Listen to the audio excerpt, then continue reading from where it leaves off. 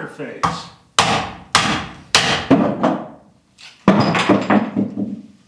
Yep. That didn't work.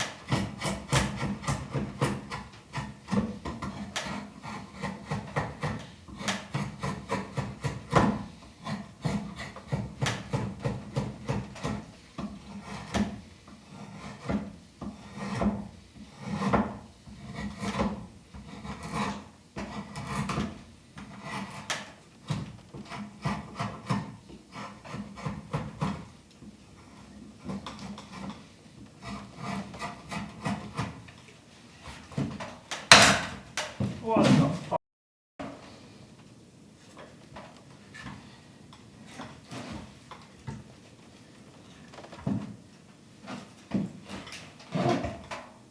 Oh, you son of a bitch.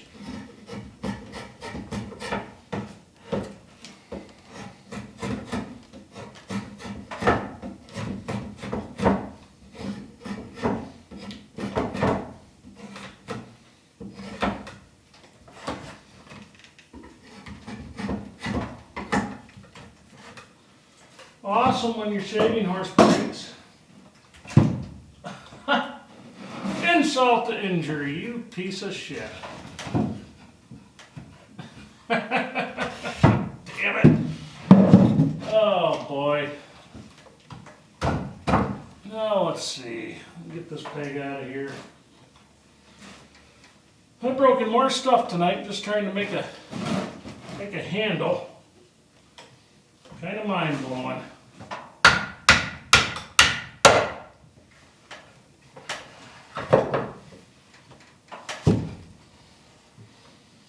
Thing I made it repairable. Look at that. That was elm too. Elm doesn't split worth a damn, but I guess that one does. Yeah, I guess the next video is going to be repairing the shaving horse. What do you do? Son of a bitch. Oh well. Oh well.